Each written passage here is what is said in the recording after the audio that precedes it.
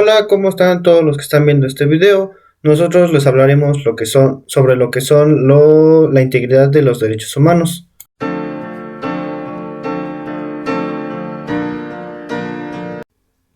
Pues si bien para poder hablar sobre este tema tenemos que entender lo que significan estas dos cosas, lo que es la integridad y los derechos humanos. Pues si bien los derechos humanos son el conjunto de prerrogativas sustentadas en la dignidad humana, cuya realización efectiva resulta indispensable para el desarrollo integral de la persona. Este conjunto de prerrogativas se encuentra establecido dentro del orden jurídico nacional en nuestra Constitución política, tratados internacionales y las leyes. Los derechos humanos son derechos inherentes a todos los seres humanos, sin distinción alguna de nacionalidad, lugar de residencia, sexo, origen nacional o étnico, color, religión, lengua o cualquier otra condición. Todos tenemos los mismos derechos humanos, sin discriminación alguna. Estos derechos son interrelacionados, interdependientes e indivisibles. Los derechos humanos universales están a menudo contemplados en la ley y garantizados por ella, a través de los tratados, el derecho internacional consuetudinario, los principios generales y otras fuentes del derecho internacional. El derecho internacional de los derechos humanos establece las obligaciones que tienen los gobiernos de tomar medidas en determinadas situaciones o de abstenerse de actuar de determinada forma en otras, a fin de promover y proteger los derechos humanos y las libertades fundamentales de los individuos o grupos. El respeto hacia los derechos humanos de cada persona es un deber de todos. Todas las autoridades en el ámbito de sus competencias tienen la obligación de promover, respetar, proteger y garantizar los derechos humanos consignados en favor del individuo. Como ya se había dicho antes, los derechos humanos son inalienables, o sea, que no deben suprimirse, salvo en determinadas situaciones y según las debidas garantías procesales. Por ejemplo, se puede restringir el derecho a la libertad si un tribunal de justicia dictamina que una persona es culpable de haber cometido un delito.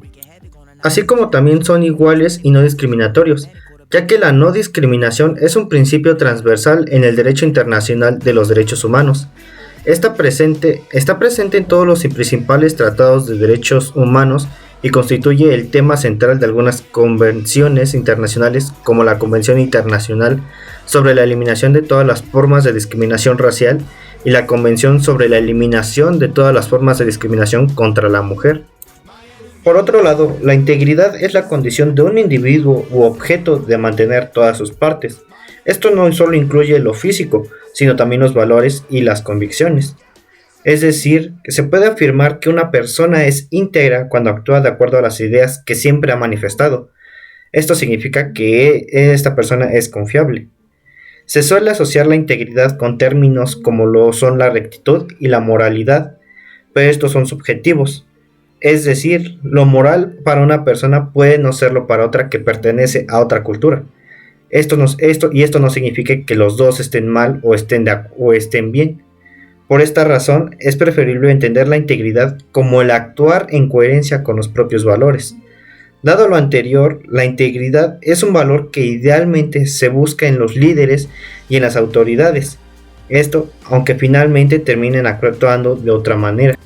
Tras haber dicho esto, la integridad de los derechos humanos son los derechos que cada nación tiene y respeta, ya que al final de cuentas no todo el mundo tiene esos mismos derechos, pero de igual forma no consideran que sus formas de actuar sean malas en sus naciones, sino al contrario, cada quien tiene sus propios derechos. Pero de igual forma, para proteger los derechos humanos existen tres mecanismos básicos, los cuales son los sistemas jurídicos nacionales, el sistema jurídico internacional y los sistemas jurídicos regionales. Entre los sistemas jurídicos nacionales tenemos lo que es la Comisión Nacional de los Derechos Humanos, o más conocida como la CNDH, que desde su creación en 1990 ha establecido una extensa red de cooperación y colaboración con organismos internacionales, instituciones nacionales de promoción y defensa de los derechos humanos, oficinas de defensores del pueblo en el mundo, así como con organizaciones no gubernamentales internacionales en la materia. Un ejemplo de los sistemas jurídicos regionales es la Organización de los Estados Americanos, el cual es el organismo regional más antiguo del mundo, ya que su origen se remonta a la primera conferencia internacional americana, la cual se celebró en la capital de Estados Unidos, Washington, D.C., desde octubre de 1889 hasta abril de 1890. En esta reunión se acordó crear la Unión Internacional de Repúblicas Americanas y se empezó a tejer una red de disposiciones e instituciones que llegaría a reconocerse como Sistema Interamericano. Esta comisión está integrada por 7 miembros independientes, los cuales su mandato consiste en proteger y promover los derechos humanos en los 35 estados miembros de la Organización de Estados Americanos.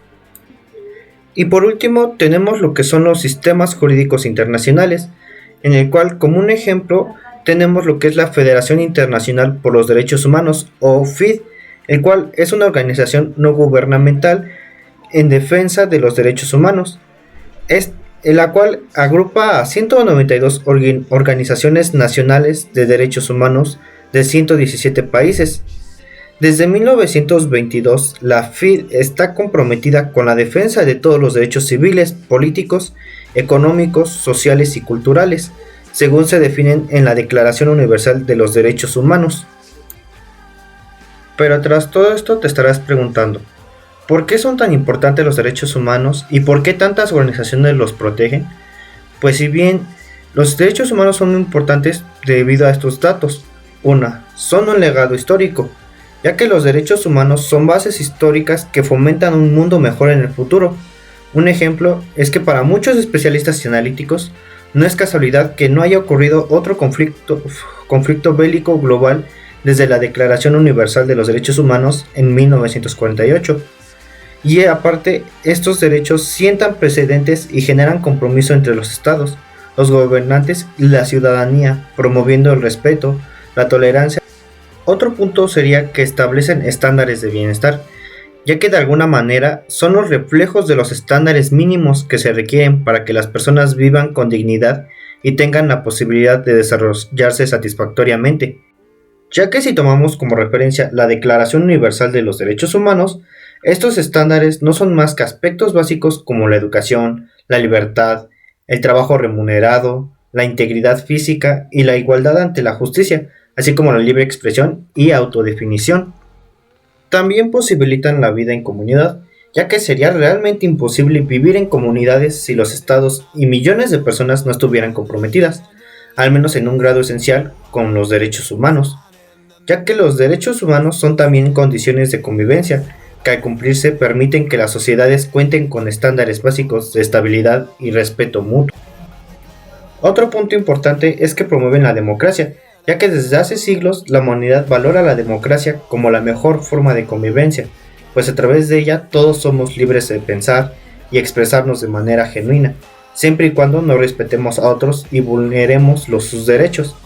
Además, esta forma de organización política y social permite que exista igualdad ante la ley, libertad de poderes y, en general, un punto de equilibrio en la sociedad que permita el desarrollo satisfactorio de todos de acuerdo a competencias, habilidades y esfuerzos. Y por último, pero no menos importante, es que protegen a los más vulnerables, ya que los derechos humanos intentan lograr que no se amplíe cada vez más la brecha entre los sectores poblacionales más privilegiados y los más vulnerables.